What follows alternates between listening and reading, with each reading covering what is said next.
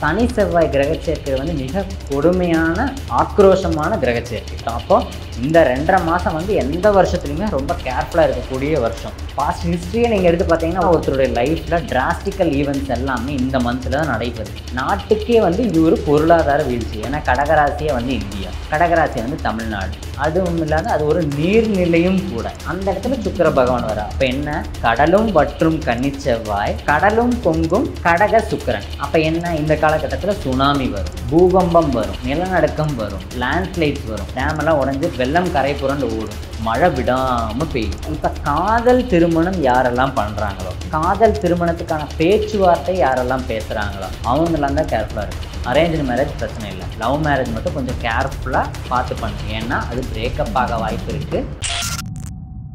Astro Tamil அன்பு நேயர்களுக்கு வணக்கம். நம்ம சேனலில் தொடர்ந்து ஜோதிடம், வாஸ்து, ஆன்மீகம் அப்படின்னு பல இன்ட்ரெஸ்டிங்கான விஷயங்கள் பார்த்துட்ருக்கோம். அந்த வகையில் இன்றைக்கி ஜோதிட ரீதியான விஷயங்கள் பேசுகிறதுக்காக நம்ம கூட ஆஸ்ட்ராலஜர் திரு அருண் கார்த்திக் அவர்கள் இணைந்திருக்கிறாங்க. வணக்கம் சார். அஸ்ட்ரோ தமிழர் நேயர்கள் அனைவருக்கும் வணக்கம்.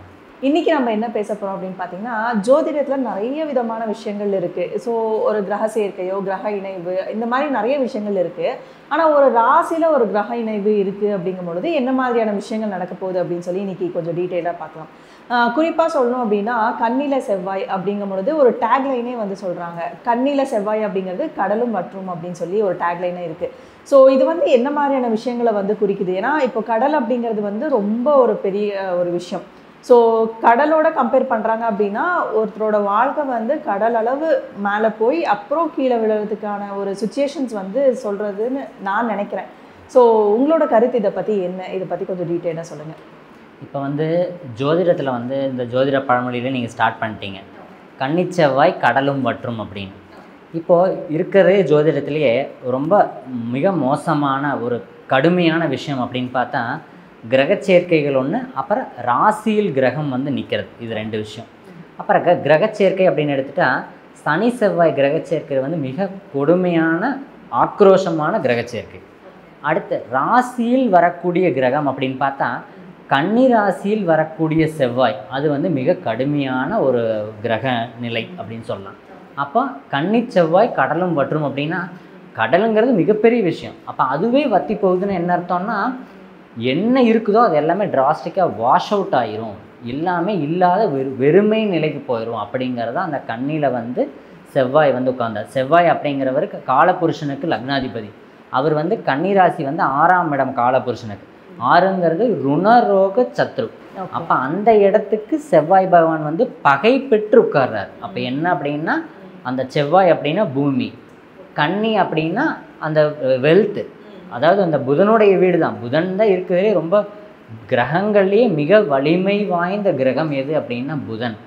அந்த புதனின் வீடு உச்சம் மூல திரிகோணம் பெறக்கூடிய வீடு வந்து கன்னி.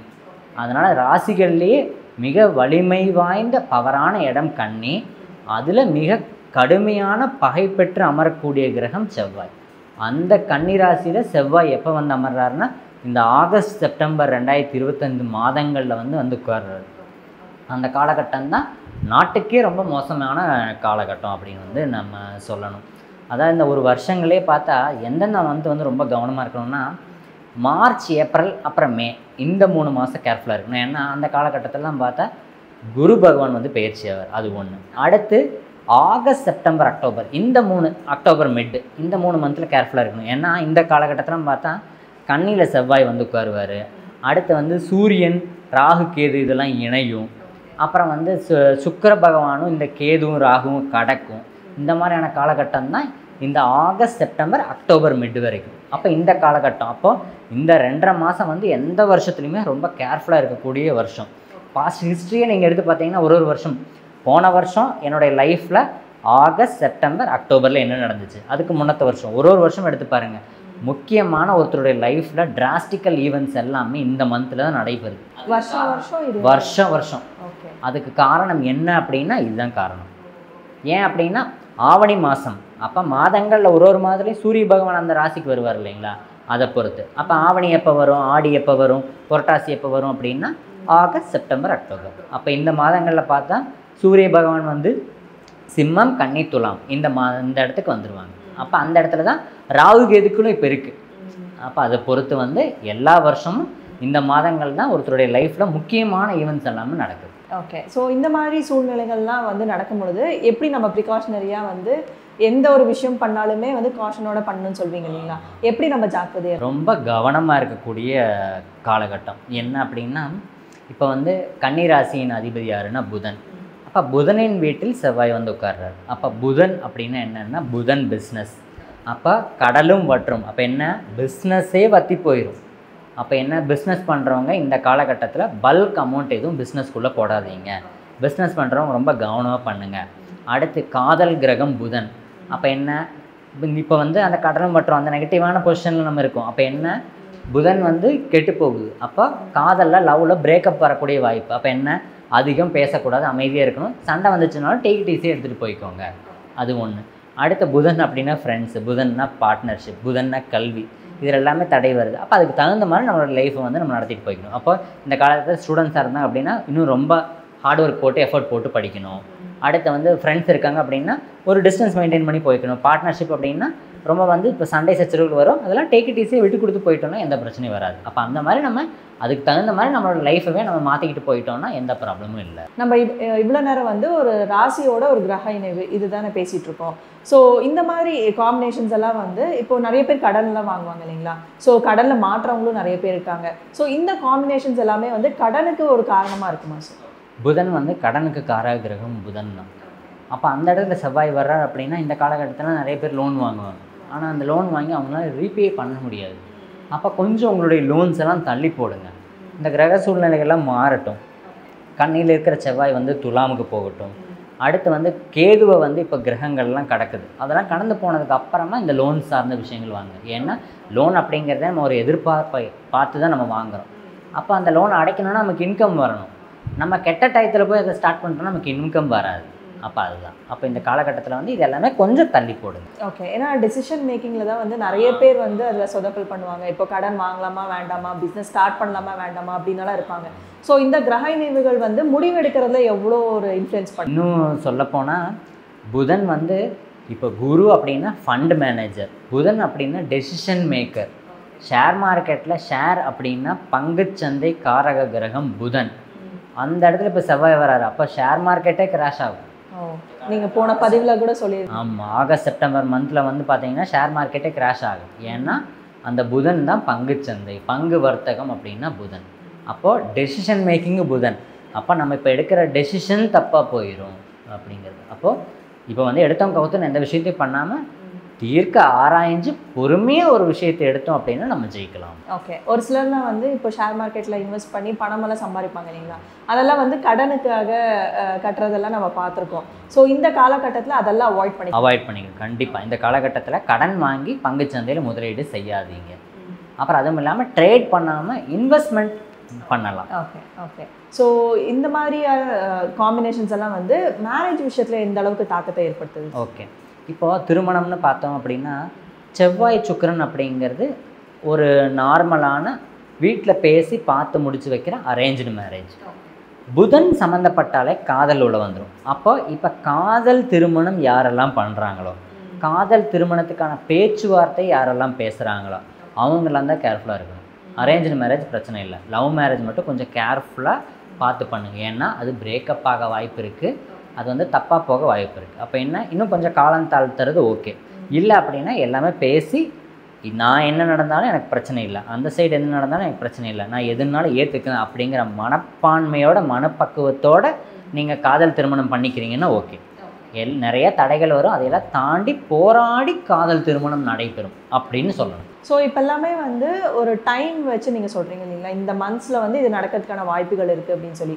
ஆனால் இப்போது பிறப்பு ஜாதகத்திலே அது அந்த மாதிரியான ஒரு அமைப்பு இருக்குன்னா என்ன மாதிரி நடக்கும்? ஜனனகால ஜாதகத்திலே யாருக்காவது கன்னிராசியில் செவ்வாய் இருந்துச்சுன்னா நீங்கள் ஜாதகத்தை எடுத்து பாருங்கள். தாத்தா பாட்டி அப்பா அம்மா எல்லோரும் பயங்கர வசதியாக இருந்திருப்பாங்க, நல்லா வெல் டு டூவாக இருந்திருப்பாங்க. ஆனால் இந்த கன்னிராசியில் செவ்வாய் இருக்கிற ஒரு குழந்தை பிறந்ததுக்கப்புறம் அவங்களுடைய செல்வம் எல்லாமே அழிஞ்சு போயிடும். அவங்க வந்து ரொம்ப பெரிய பொசிஷன் வந்து 0க்கு வந்திருப்பாங்க. அப்போ அந்த மாதிரி விஷயமெல்லாம் இந்த கன்னிராசியில் செவ்வாய். ஆனால் இதுக்கெல்லாம் காரணம் என்ன அப்படின்னா அவங்க தான், ப்ளஸ் கர்மாவும் கூட. கன்னிராசி வந்து கர்மாவுக்கு ஆட்பட்ட ராசி கன்னி. அப்போ என்ன, அவங்க கர்மாவே அவங்களுடைய அழிவுக்கு காரணமாயிடும்.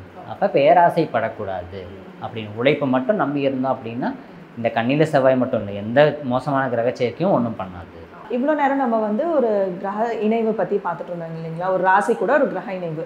இப்போ இந்த காம்பினேஷனோட கிரக சேர்க்கைகள், மற்ற கிரக சேர்க்கைகள் நடந்துச்சு அப்படின்னா என்ன மாதிரியான விஷயங்கள் நடக்கும் அப்படின்னு சொல்லி பார்க்கலாம். ஃபார் எக்ஸாம்பிள் பார்த்தீங்கன்னா இப்போ கன்னி செவ்வாயோட காம்பினேஷன்ஸ் தானே பார்த்துட்ருக்கோம். இதோட வந்து ராகு இல்லைனா கேது இந்த மாதிரி கிரகங்கள் வந்து சேருது அப்படின்னா என்ன மாதிரியான பிரச்சனைகள் வந்து கிடைக்கும்? நீங்கள் கரெக்டான கேள்வி கேட்டீங்க. ஆக்சுவலி கன்னிராசியில் செவ்வாய் மட்டும் இப்போ இல்லை, கடகராசியில் சுக்கிரன் பகவான் பெயர்ச்சி ஆகிட்டார். அடுத்து சிம்ம ராசியில் புதன், சூரியன், கேது இந்த இணைவும் நடக்குது. அப்போது இந்த கிரக சேர்க்கை, கிரக இணைவு, ராசியில் அமர்ந்த கிரகம் இதெல்லாம் என்ன பண்ணும் அப்படின்னா, இப்போ கடக ராசியில் வந்து சுக்கிர பகவான் வந்துட்டார். அப்போ கடகம் அப்படிங்கிற அந்த கடகராசிங்கிறது ஒரு ஜலராசி.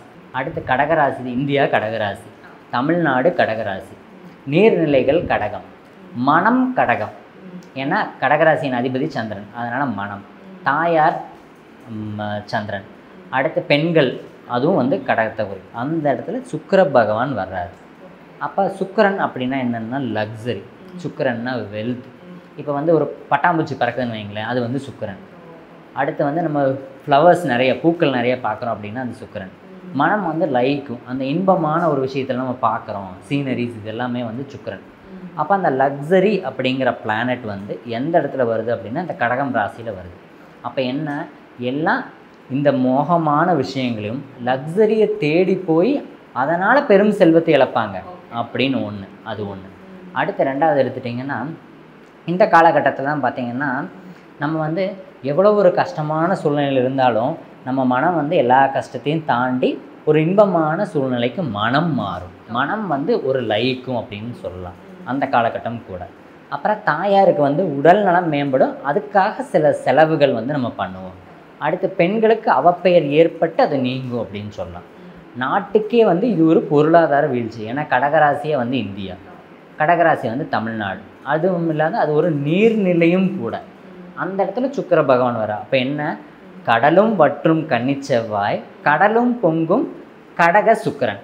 அப்போ என்ன, இந்த காலகட்டத்தில் சுனாமி வரும், பூகம்பம் வரும், நிலநடுக்கம் வரும், லேண்ட்ஸ்லைட்ஸ் வரும், வெள்ளம் வந்து டேமெல்லாம் உடஞ்சி வெள்ளம் கரை புரண்டு ஓடும், மழை விடாமல் பெய்யும். ஏன்னா இதெல்லாம் நீர்நிலையில் அந்த சுக்கிர பகவான் வந்துட்டார். சுக்கிர பகவான் நீர்நிலையில் சப்போர்ட் பண்ணக்கூடிய கிரகம் தான். அப்போ என்ன, அதை பொங்க வச்சுருவார். ஓகே, ஆல்ரெடி இப்போது வெளிநாட்டிலலாம் இந்த மாதிரி சுச்சுவேஷன்ஸ் எல்லாம் நடந்துட்டுருக்கு. ஸோ இந்தியாவுக்கு அது இது வரும். ஏன்னா கடகம் இந்தியா. அப்போ இந்த ஆகஸ்ட், செப்டம்பர், அக்டோபர் மிட் வரைக்கும் பார்த்தீங்கன்னா அதனுடைய தாக்கம் இருக்கும். ஓகே, குறிப்பாக எந்த பகுதிகள்லாம் வந்து சேதமடைகிறதுக்கு வாய்ப்பு? அப்போ கடல் சார்ந்த பகுதி, அப்போ கடலுக்கு நெருக்கமாக இருக்கக்கூடிய, இன்னும் கேரளா பார்டர் கூட எடுத்துக்கலாம். அதே வந்து இப்போ நடுவில் கடல் பக்கத்தில் இல்லாமல், இப்போ வந்து ஈரோடு இருக்குது, சேலம் இருக்குது, கோயம்புத்தூர் இருக்குதுன்னு அதுக்கு பாதிப்புகள் இல்லை. பட் கடலோர மாவட்டங்கள், இப்போ கடலூர், ராமநாதபுரம், ராமேஸ்வரம், சென்னை, பாண்டிச்சேரி, அந்த மாதிரி கடலோரம் இருக்கக்கூடிய ஏரியாஸ் எல்லாமே வந்து இந்த கடல் சார்ந்த, இந்த வெள்ளம் சார்ந்த சீற்றத்துக்கு அதிகம் ஆளாவாங்க. அப்புறம் எங்கெல்லாம் டேம்ஸ் இருக்கும், எங்கெல்லாம் வந்து ஆறுகள் அதிகம் ஓடுதோ அந்த இடமும் வந்து இந்த நீர்நிலை சீற்றங்கள் அதிகமாக இருக்கும். குறிப்பாக வந்து தமிழ்நாடு, கேரளா இதெல்லாம் வந்து பாதிக்கப்படுவீங்களா? ஓகே. இன்னும் இது இல்லாமல் சிம்ம ராசியில் பார்த்தீங்கன்னா சூரியன், புதன், கேது இணைவு. அப்போ கேதுனாலே கேது ஒரு விஷயத்தை கெடுப்பான், கேது கடன், கேது கேவலம். அப்போ புதன், சூரியன், கேது. அப்போ புதன்னா பிஸ்னஸ், புதன்னா கல்வி, புதன்னா ஃப்ரெண்ட்ஸு, புதன்னா கடன், புதன்னா காதல், புதன்னா கம்யூனிகேஷன். அப்போ இது எல்லாமே ப்ளஸ் சூரியன் கூட. அப்போ சூரியன் அப்படின்னா அப்பா, சூரியன்னா அரசு, சூரியன்னா உயர்ந்த ஒரு பதவி, சூரியன்னா வெல்த்து, சூரியன் நம்மளுடைய ஸ்ட்ரென்த்து. அப்போ இது எல்லாமே வந்து கூட கேது சேர்றதுனால இது எல்லாத்தையும் வாஷ் அவுட் பண்ண போகிறாரு. மிக மிக கவனம் தேவை. அது வந்து இது எல்லாருக்குமே பொருந்தும். ஸோ இந்த கிரக இணைவில் வந்து மற்ற அசுப கிரகங்கள் சேரும்பொழுது என்ன மாதிரியான பிரச்சனைகள் வந்து வரும் சார்? அப்போ இது கூட இப்போ மற்ற கிரகங்கள் பார்த்தா வந்து சனியை நம்ம எடுத்துக்கல, சனியை பற்றியே கண்டிப்பாக பேசியாகணும். ஆனால் சனி பகவான் இப்போ எப்படி இருக்கிறார், வக்ரம் பெற்றிருக்கிறார். அப்போ சனி பகவான், ராஜ கிரகமான சனி பகவானும் இப்போ வக்ரத்தில் இருக்கார். அப்போ வக்ரம்னு என்ன, பின்னோக்கி இருக்கிறார். அவரும் பலன் தர ரெடியாக இல்லை. அப்போ என்ன, நாட்டிலே வந்து நிதி சீர்கேடு, நிறைய பிரச்சனைகள்லாம் வரப்போகுது. அதுக்கு சப்போர்ட் பண்ணுறதுக்கு சனி பகவான் இப்போ இல்லை, ஏன்னா சனி பகவான் திரும்பி நிற்கிறார். அப்போ சனி பகவானோட சப்போர்ட்டும் இந்த ஒரு 3 மந்த்ஸுக்கு கிடையாது, ஏன்னா சனி பகவான் வக்ரமாக இருக்கார். அப்போ மற்ற கிரகங்களும், அப்போ குரு பகவானும் ஒரு நல்ல பொசிஷனில் இல்லை, சனி பகவானும் நல்ல பொசிஷனில் இல்லை, ராகு கேதுக்களும் பார்த்தா எல்லாம் முக்கியமான கிரகங்களோட சேர்ந்துருக்கு. அப்போ இந்த காலகட்டமே பார்த்தா நவகிரகங்களோட சப்போர்ட் இல்லைன்னு தான் நம்ம சொல்லணும். இப்போ நம்ம வந்து சிம்ம ராசியில இந்த கிரக சேர்க்கை இருந்தால் என்ன மாதிரியான பிரச்சனைகள் வரும் அப்படின்னு சொல்லி சொன்னீங்க. இப்போ ஒரு ராசிக்குமே வந்து என்ன மாதிரியான தாக்கத்தை ஏற்படுத்தும் அப்படின்னு சொல்லி பார்க்கலாம் சார். முதல்ல வந்து மேஷராசி. மேஷராசிக்காரங்களுக்கு இந்த கிரக சேர்க்கை எந்த மாதிரியான பலனை தருது அப்படின்னா, நிதிச்சவால், மனச்சவால், உடல் சவால் இது சார்ந்த விஷயங்களை வந்து அவங்களுக்கு ஒரு தீமையான விஷயமா இருக்குது. அடுத்து பணம் கையாளக்கூடிய விஷயத்தில் வந்து ரொம்ப கவனமாக இருக்கணும். சண்டை சச்சரவுகள் ஏற்படக்கூடிய வாய்ப்பு இருக்குது. வயிறு சம்பந்தமான பிரச்சனைகள் வரும். இவங்களுக்கான நன்மைகள் அப்படின்னு பார்த்தா பூமி லாபம் உண்டு. அடுத்து உடல் நலத்தில் வந்து ஒரு முன்னேற்றம் ஏற்படும். அப்போ இவங்க வந்து பணம் மற்றும் பேச்சுவார்த்தையில் ரொம்ப கவனமாக இருந்துட்டால் இந்த கிரக சேர்க்கை வந்து எந்த கெடுதலும் இந்த மேஷராசிக்காரங்களுக்கு பண்ணாது. அடுத்ததான் வந்து ரிஷபராசி. ரிஷபராசிக்காரங்களுக்கு இந்த கிரக சேர்க்கை, ரிஷபராசியின் அதிபதியே சுக்கிர பகவான் தான். அந்த சுக்கிர பகவானும் இப்போது கடகம் அப்படிங்கிற ஒரு நீர்நிலையான இடத்துக்கு போகிறாரு. அப்போ இது என்ன பண்ணும் அப்படின்னா, இந்த காலகட்டம் வந்து ரொம்ப ப்ரெஷராக இருக்கும், உங்களுக்கு ஒரே டார்ச்சராக இருக்கிற மாதிரி இருக்கும். பிளட் சம்மந்தமான பிளட்டில் வந்து கவுண்ட் கம்மியாகும், ஹீமோக்ளோபின் கம்மியாகலாம். அடுத்து வந்து பிளட்டில் வந்து ஏதோ ஒரு செல்ஸ் வந்து புதுசாக கண்டுபிடிக்கலாம். இந்த மாதிரி உங்களுக்கு வந்து ரத்தம் சார்ந்த பிரச்சனைகள் வரக்கூடிய வாய்ப்புகள் இருக்குது. நன்மையான விஷயம்னு பார்த்தா புது வேலை கிடைக்கும், புது பிஸ்னஸ் தொடங்குவீங்க, புதுசாக ஒரு விஷயம் ஸ்டார்ட் பண்ணுவீங்க. ட்ராவல் வந்து உங்களுக்கு ஒரு நன்மையான விஷயத்தை கொடுக்கும். வெளியூர் பிரயாணம் வந்து உங்களுக்கு வெற்றியை கொடுக்கும். அதனால் உங்களுக்கு இன்கம் வரும். நீங்கள் ரொம்ப கவனமாக இருக்க வேண்டியது ஹெல்த்து மற்றும் பிளட்டு சார்ந்த விஷயத்தில். டென்ஷன் பிபி ஏற்றிக்காமல் எல்லா விஷயத்தையும் கூலாக ஹேண்டில் பண்ணிங்கன்னா இந்த கிரக சேர்க்கை இந்த ரிஷபராசிக்காரங்களுக்கு நன்மையை தான் தரும். அடுத்ததாக வந்து மிதுன ராசி. மிதுன ராசிக்காரங்களுக்கு இந்த கிரக சேர்க்கை, மிதுனத்தின் அதிபதியே புதன் தான். அந்த புத பகவானுமே இப்போ ஒரு கெட்டு போகிற நிலைக்கு கேது கூட போய் சேர்ந்துட்டார். இந்த கிரக சேர்க்கை என்ன பண்ணும் அப்படின்னா, வேலையில் பிரச்சனை வருது, அவப்பெயர் ஏற்படும் காலகட்டமாக இருக்குது. இந்த காலகட்டத்தில் நீங்கள் எங்கே வேலைக்கு போனாலும் சரி, பிஸ்னஸாக இருந்தாலும் சரி, யார் கூட பழகினாலும் சரி, வீட்லேயும் சரி, அதிகம் பேசாதீங்க. எந்த பிரச்சனை வந்தாலும் அதை டேக் இட் ஈஸியாக எடுத்துகிட்டு போயிடும். இது மட்டும் நீங்கள் கவனமாக இருக்கும். அடுத்து ஹார்ட் சம்மந்தமான பிரச்சனைகள் வர வாய்ப்பு இருக்குது. அப்போ உங்களுக்கு உடம்புக்கு ஏதாவது தொந்தரவு அப்படின்னா ஒரு மாஸ்டர் ஹெல்த் செக்கப் ஒன்று எடுத்து பாருங்கள். அடுத்து நன்மையான விஷயம் அப்படின்னா வருமானம் உயரும் காலகட்டம் இது. அப்போ உங்களுக்கு இன்கம் வரணும் அப்படின்னா அதுக்கு ஒரு புது விஷயம் நடக்கும். இது ஒன்று. அடுத்து ரெண்டாவது திருமணம் சம்பந்தமான ஒரு நன்மையான விஷயம் நடக்கவிருக்கு. அடுத்து குழந்தை சம்பந்தமான விஷயத்தில் ஒரு நன்மை இருக்குது. இப்போ வீட்டில் வந்து திருமணம் யாருக்காக நடக்கணும், இல்லை உங்களுக்கே திருமணம் நடக்கணும்னா வீட்டில் சுபகாரியம் ஏற்படும். அடுத்து மனை சம்பந்தமான விஷயத்தில் நன்மையான விஷயங்கள் நடக்கும். அப்போ வந்து ஒரு புது வீடுக்கு போவீங்க, ஒரு இடம் வாங்குவீங்க, வீடு கட்டுவீங்க. அந்த மாதிரி விஷயம்லாம் இப்போ ரொம்ப சிறப்பான பலனை இந்த கிரக சேர்க்கை தரவிருக்கிறது. அடுத்த வந்து கடகராசிக்காரங்க. கடகராசிக்காரங்க மிக மிக ஒரு முக்கியமான விஷயத்தில் இந்த கிரக சேர்க்கை கவனமாக இருக்கணும். சாலை விபத்து ஏற்படும். வண்டியில் பார்த்து போகணும். எங்கே நீங்கள் ட்ராவல் பண்ணிங்கனாலும் ஒரு அடியும் பார்த்து எடுத்து வைங்க. இந்த ஆகஸ்ட், செப்டம்பர், அக்டோபர் 2025 மாதங்களில் ட்ராவல் வந்து நீங்கள் ரொம்ப கவனமாக இருக்கணும். அடுத்து எங்கே வேலைக்கு போகிறீங்களோ அங்கே வந்து உங்களுடைய பேர் கெட்டு போக வாய்ப்பு இருக்குது. அது மட்டும் ரொம்ப கவனமாக இருக்கணும். எதிர்ப்பால் இனத்தருடன் பழகுவதில் மிக கவனம் தேவை. நன்மையான விஷயங்கள் அப்படின்னு பார்த்தா பணியிடம் மாற்றம், இருப்பிடம் மாற்றம், புது வேலை கிடைக்கிறது, புது வீட்டுக்கு குடி போகிறது, ஊர் விட்டு ஊர் போகிறது, இதெல்லாம் ரொம்ப சிறப்பாக இருக்குது. அடுத்து வண்டி வாகன சேர்க்கை. வண்டி வாகனத்தால் லாபமும் கூட. என்ன ட்ராவல் மட்டும் கவனமாக இருக்கணும், பட் ஆனால் பொருள் சேர்க்கை இந்த காலகட்டத்தில் உண்டு. அப்போது வண்டியில் மட்டும் கவனமாக இருக்கிறோம். மற்ற விஷயம் எல்லாமே இந்த கடகராசிக்காரங்களுக்கு ரொம்ப நன்மையை தான் இந்த கிரக சேர்க்கை தரவிருக்கிறது. அடுத்தது வந்து சிம்மராசி. சிம்மராசிக்காரங்களுக்கு இந்த கிரக சேர்க்கை, சிம்ம ராசியிலேயே தான் இந்த கேது பகவானுடன் சூரியன் புதன் இணைவு. அப்போ ராசிக்குள்ளேயே இந்த கிரக இணைவு என்ன பண்ணும் அப்படின்னா பிபி ஏறும், டென்ஷன் ஆகும். அடுத்து வந்து உங்களுக்கு நீங்கள் தேவையில்லாமல் ஒரு சிம்பிளான விஷயமா இருக்கும், அதுக்கு ரொம்ப வந்து டென்ஷன் ஆகி நீங்களே உங்களை உடம்பை கெடுத்து சரியாக சாப்பிடாமல் கொள்ளாமல் அந்த மாதிரி விஷயத்துக்கு நடக்கக்கூடிய வாய்ப்புகள் நிறைய இருக்குது. அப்போ என்ன, இந்த காலகட்டத்தில் அமைதி காக்கவும், மௌன விரதம் இருந்தீங்கன்னா இன்னும் ரொம்ப சூப்பர். அப்போ இந்த காலகட்டத்தில் டென்ஷன் அதிகம் ஆவீங்க. தேவையில்லாத விஷயத்தை வந்து நீங்கள் இழுத்து போட்டு சம்மந்தமே இல்லாத விஷயத்துக்கு வந்து நீங்கள் உள்ளே போய் இறங்கி அந்த விஷயத்தில் வந்து அதனால் உங்களுக்கு வந்து நெகட்டிவ் நிறையா நடக்க வாய்ப்பு இருக்குது. அப்போ யாருக்கும் இந்த காலகட்டத்தில் ஜாமீன் போடக்கூடாது. அடுத்து நட்பு சார்ந்த விஷயத்தில் அவப்பெயர் ஏற்படும் காலகட்டமாக இருக்குது. நன்மையான விஷயம் சிம்மராசிக்காரங்களுக்குன்னு பார்த்தா கடன் அடைப்பட வழி தெரியும். இப்போ பெருத்த ஒரு கடன், அதிக வட்டிக்கு கடன் வாங்கியிருக்கீங்கன்னா அதை அடைக்க சின்ன வட்டிக்கு ஒரு இஎம்ஐ மாதிரி ஒரு லோன் கிடைக்கலாம், அந்த மாதிரி விஷயம். அடுத்து நகை வந்து ரொம்ப நாளாக வந்து பேங்க்கில் இருக்குது அப்படின்னா அந்த நகையை மீட்டுருவீங்க. பத்திரம் வந்து அடமானம் வச்சுருக்கீங்கன்னு அதையும் மீட்டுருவீங்க. அதிகம் வட்டி கடன் எல்லாத்தையும் முடித்து இப்போ வருமானம் உயரும் காலகட்டமாக இருக்குது. அப்போ புது வேலை, புது பிஸ்னஸ், புது வருமானம் உயரும் செயல் நடைபெறும். அடுத்து கடன் அடைய வழி பிறக்கும். இதுதான் வந்து இந்த சிம்மராசிக்காரங்களுக்கு ஒரு நன்மையான விஷயம். அடுத்ததாக வந்து கன்னிராசி. கன்னிராசிக்காரங்களுக்கு கன்னிராசிலே செவ்வாய் பகவான் வந்து உட்கார்ந்தார். கன்னி செவ்வாய் கடலும் வற்றும் அப்படின்னு நம்ம பார்த்துட்டோம்.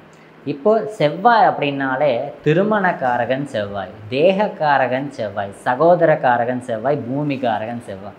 அந்த செவ்வாய் ராசிக்குள்ளே வந்து அமர்ந்திருக்கார். அப்போ என்ன பண்ணுவார்? திருமணத்தை நடத்தி கொடுத்துருவார்.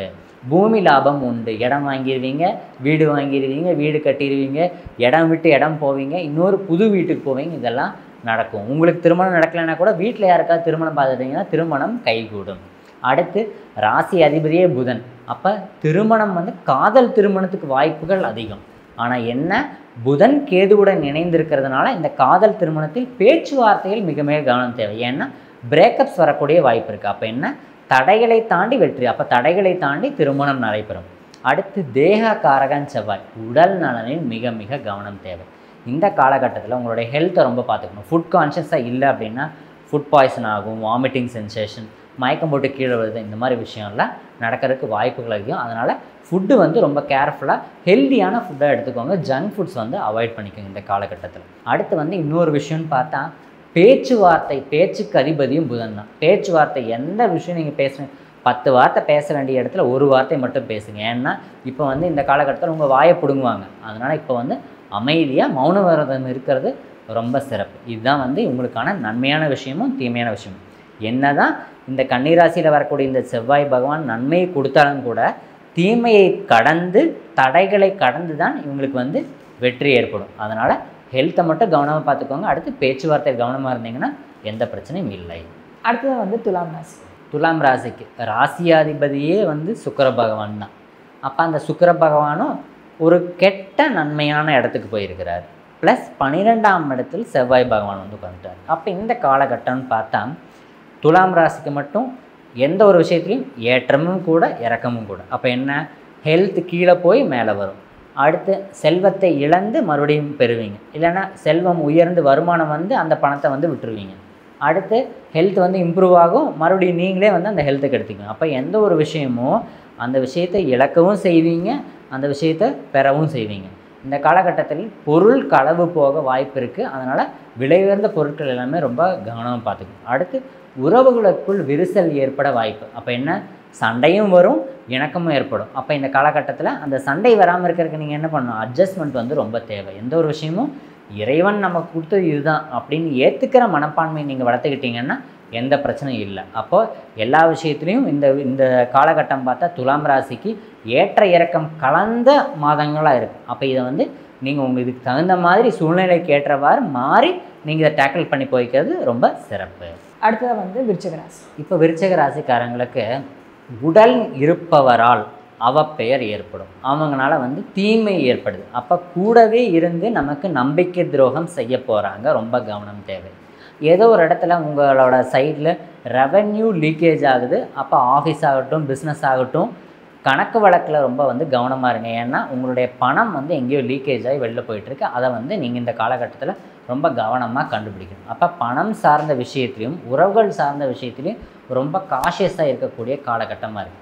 அடுத்து இந்த காலகட்டத்தில் பிஸ்னஸ் பண்ணிட்டுருங்கன்னா அடிஷ்னலாக இன்னொரு பிஸ்னஸ் பேரலாக பண்ணுவீங்க. ஏன்னா பிஸ்னஸை வந்து எக்ஸ்பேண்ட் பண்ணுவீங்க. ஜாபுக்கு போயிட்டுருக்கிறவங்க அடிஷ்னலாக பேரலாக இன்கமுக்காக ஒரு பிஸ்னஸ் பண்ணலாம். இந்த விஷயமெல்லாம் நன்மையாக இருக்குது. என்ன தீமையான விஷயம்னா பணம் கையாள வேண்டிய விஷயத்தில் ரொம்ப கவனமும் பார்த்துக்கணும். அடுத்து இன்னொரு முக்கியமான விஷயம்னு பார்த்தா இந்த விருச்சிக ராசிக்காரங்களுக்கு சண்டை சச்சரவுகள் அதிகம் ஏற்படும். என்னென்னா நம்ம பாட்டுக்கு போயிட்டுருப்போம், ஆனால் நம்மளை வந்து வாயப்படுங்குவாங்க. அப்போ என்ன, இந்த காலகட்டத்தில் அமைதி மிக மிக தேவை. அப்போ சுற்றி இருப்பவர்களுடன் சண்டை சச்சரவுடும். அப்போ பக்கத்து வீட்டுக்காரன் நம்ம கூட சண்டை போடுவோம். வேலைக்கு போகிற இடத்துல யாரோ ஒருத்தர் சண்டை போடுவாங்க. பஸ்ஸில் போகிறோமோ வெளில போகிறோமோ சண்டை வரும். அப்போ அந்த சுச்சுவேஷன்ஸெல்லாம் அவாய்ட் பண்ணிக்கிறது ரொம்ப சிறப்பு. அப்போ இந்த காலகட்டத்தில் நார்மலாக ட்ராவல் பண்ணிட்டு அளவாக எல்லா விஷயத்தையும் பண்ணோம் அப்படின்னா இந்த செவ்வாயும் ஆகட்டும், இந்த கேதுவின் சேர்ந்த கிரக சேர்க்கையும் ஆகட்டும் ரொம்ப நன்மையான விஷயத்தை இந்த விருச்சிக ராசிக்காரங்களுக்கு தரும்.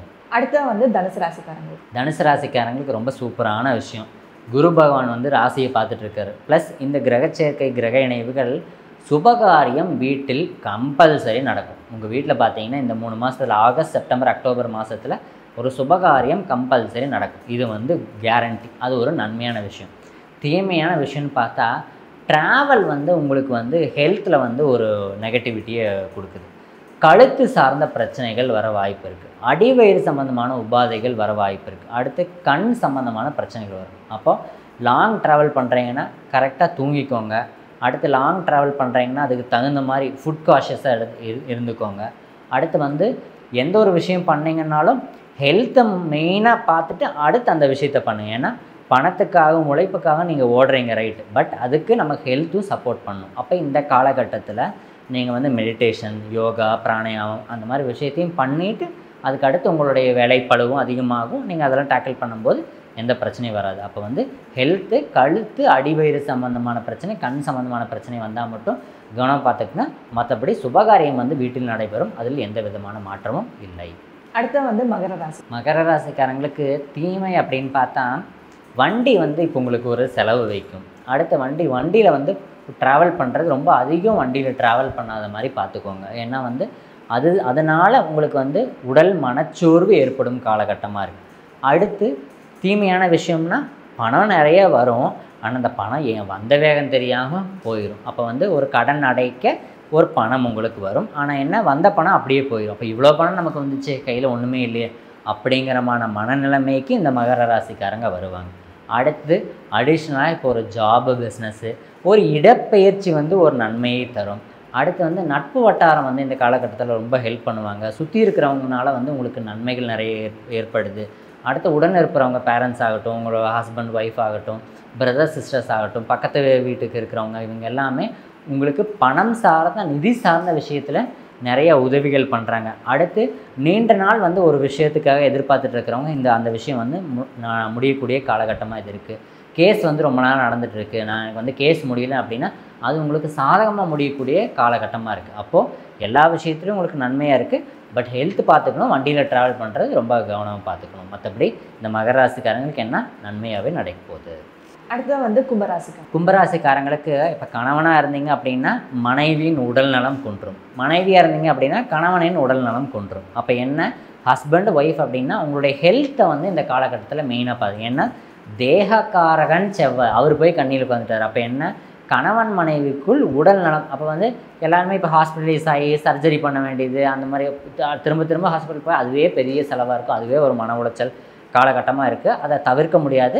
பட் அதை வந்து ஏற்றுக்கிட்டு தான் ஆக வேணும். அந்த மாதிரியான காலகட்டமாக இருக்குது. நன்மையான விஷயம் அப்படின்னு பார்த்தா இப்போ வந்து கல்வினால் ஒரு முன்னேற்றம் உண்டு. அடுத்து பிஸ்னஸ் மூலியமாக ஒரு லாபம் வர்றது, யாராவது கூட நமக்கு வந்து சப்போர்ட் பண்ணி பார்ட்னர்ஷிப் மூலிமா நமக்கு முன்னேற்றம் கிடைக்கிறது, யாராவது நமக்கு வெளியிலேருந்து ஒரு சப்போர்ட் கிடச்சி அதனால் நமக்கு நன்மைகள் கிடைக்கும். அடுத்து இந்த காலகட்டத்தில் லோன் எதிர்பார்த்துட்டு இருந்தீங்கன்னா லோன் வந்து இந்த காலகட்டத்தில் சேங்ஷன் ஆகிடும். அதனால் நீங்கள் பிஸ்னஸில் அமௌண்ட் போட்டு ஒரு முன்னேற்றத்துக்கு வருவீங்க. படிக்கும் மாணவர்களாக இருந்தீங்கன்னா இந்த காலகட்டத்தில் வந்து நீங்கள் படித்தது எல்லாமே எக்ஸாமில் வரும். ஒரு நல்ல மதிப்பெண் பெறுவீங்க. நல்ல ஒரு உயர்வான இடத்துக்கு போவீங்க. நல்லா வந்து கல்வியில் ஒரு நல்ல ஒரு முன்னேற்றம் உண்டு. அதனால் லாபம் கூட. அப்போ வேலைக்கு எதிர்பார்த்துட்டு இருக்கீங்க, படித்து முடிச்சிட்டிங்க, ஜாப் சர்ச் பண்ணிட்டு இருந்தீங்கன்னா கூட இந்த காலத்தில் கிடைக்கும். அடுத்து வெளிநாடு பிரயாணமும் ரொம்ப வெற்றியை இந்த கும்பராசிக்காரங்களுக்கு தரும். அடுத்து வந்து மீனராசி. மீனராசிக்காரங்களுக்கு சனி பகவானும் ஒரு படுத்துற இடத்துக்கு வந்திருக்கிறாரு. அடுத்து 7ஆம் இடமான பாதகஸ்தானத்தில் செவ்வாய் பகவானும் கண்ணியில் அமர்ந்திருக்கார். இந்த மாதிரி ஒரு நெருக்கடியான காலகட்டமாக இருக்குது. அப்போது வேலை பறிபோகும் காலகட்டம் இது. அப்போ வேலையில் வந்து பாஸ் எதாவது சொன்னாலும் அப்படிங்களா, சரிங்க அப்படின்ட்டு போய்க்கோங்க. எதுவுமே எதிர்த்து பேசுனீங்க அப்படின்னா உங்களை வந்து வெளியே தூக்கி போட்டுருவாங்க. எவ்வளோ நீங்கள் நல்ல விஷயம் பண்ணிங்கனாலும் அதை வந்து மேனேஜ்மெண்ட் பார்க்காது, உங்களை வந்து தூக்கி போட்டுரும். அப்போ என்ன, இந்த காலகட்டத்தில் பேச்சில் கவனம் தேவை ஒன்று. அடுத்து 2வது பணம் சம்பந்தமான கடன், அதிக கடன் வெளியில் வட்டிக்கு வாங்கிறாது. யாருக்கும் ஜாமீன் போட்டு பணம் வாங்கி தர வேண்டாம். இந்த மாதிரி விஷயத்தில் கவனமாக இருக்கணும். அடுத்து வந்து 3வது விஷயம், வீட்டில் வந்து ஏதோ ஒரு விஷயம் சொல்கிறாங்க, அதுக்கு எதிராக வந்து நீங்கள் ஒரு விஷயம் பண்ணிக்கிட்டீங்கன்னா அது தப்பாக போயிடும். அதனால் குடும்பத்துக்குள்ளே பெரிய பூகம்பமும் பிரளயமும் வர வாய்ப்பு இருக்குது. அடுத்து வேலை போயிடுச்சுனாலே நமக்கு அடுத்து பணப்பற்றாக்குறையில் வந்துடும். அதனால் இது எல்லாத்தையும் முன்னாடியே யோசித்து பார்த்து அதுக்கு தகுந்த மாதிரி நீங்கள் முடிவெடுங்க. நன்மையான விஷயம் அப்படின்னு பார்த்தா என்ன பிரச்சனைகள் வந்தாலும் சமாளிக்கிறதுக்கு கை கொடுக்க இறைவன் வந்து வர்றார். எல்லா பிரச்சனையும் சமாளிக்க உங்களுக்கு அந்த சக்தியை இறைவன் தருவார். அப்போ என்ன பிரச்சனை வந்தாலும் ஒன்றும் பயப்பட தேவையில்ல. வேலை போச்சா உடனடியே இம்மிடியேட்டாக ஒரு வேலை கிடைக்கும். வேலை போச்சா இம்மிடியேட்டாக ஒரு பிஸ்னஸ் ஸ்டார்ட் பண்ணிடுவீங்க. ஏதோ ஒரு ப்ராப்ளத்தில் மாட்டிக்கிட்டிங்கன்னா அதுக்கு சப்போர்ட் பண்ணுறதுக்கு யாருனா வருவாங்க. அப்போ அதனால் இறைவன் வந்து உங்களுக்கு கூட இருந்து ஹெல்ப் பண்ணுறாரு. ஒன்றும் பயப்பட வேண்டாம்.